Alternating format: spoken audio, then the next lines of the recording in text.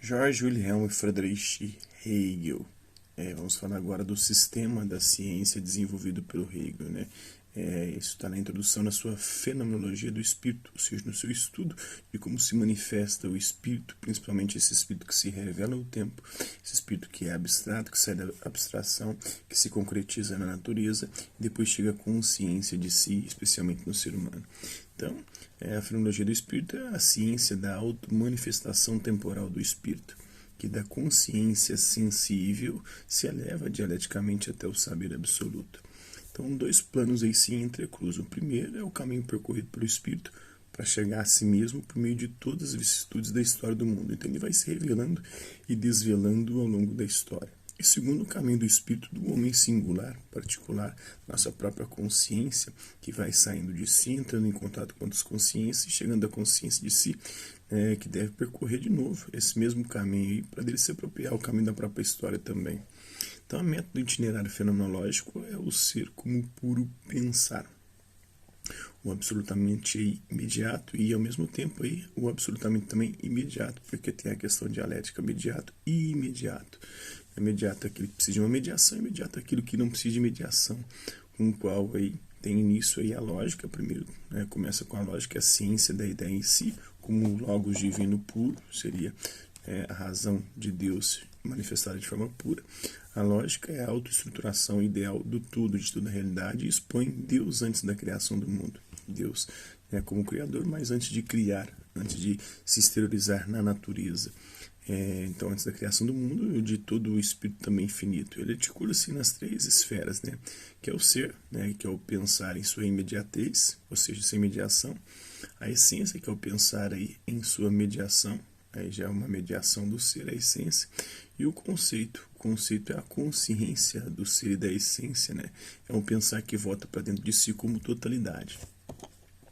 Ele vai falar também da filosofia da natureza, que é a ciência da ideia fora de si, que é a ideia alienada, a ideia que seria o Deus, o Criador, antes de criar as coisas. Agora ela se exteriorizou, se materializou e se concretizou na natureza. Então ela saiu fora de si, ela se alienou. Então a natureza é a ideia na forma da alteridade, é o outro, do ser, da exterioridade. Seus três momentos fundamentais são a matéria e o movimento em geral, que é objeto da mecânica, da física clássica.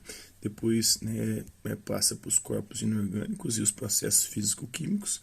Então, da física clássica passa para a química, que também é objeto da física e da química, até chegar nos corpos orgânicos. Então, a matéria ela vai se tornando cada vez mais complexa e vai dando origem a corpos orgânicos e dando origem também à vida, que é o objeto da física orgânica, na verdade, da biologia.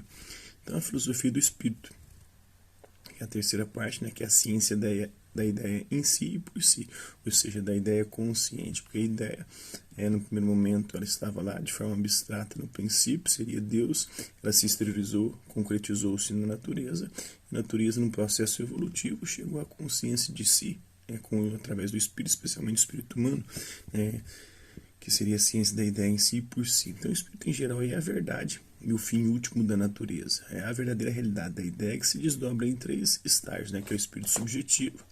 Na verdade, o espírito subjetivo, como o próprio nome diz, é do sujeito, do indivíduo, está ainda ligado ao finito, é uma perspectiva ainda finita, quando o sujeito ainda não tem consciência, sua consciência não saiu de si. À medida que esse espírito vai evoluindo, vai progredindo no seu desdobrar-se no tempo, ele vai atingindo o espírito objetivo, que é o espírito coletivo que se realiza progressivamente no contato com outras consciências, primeiro na família, depois na sociedade civil e finalmente no Estado.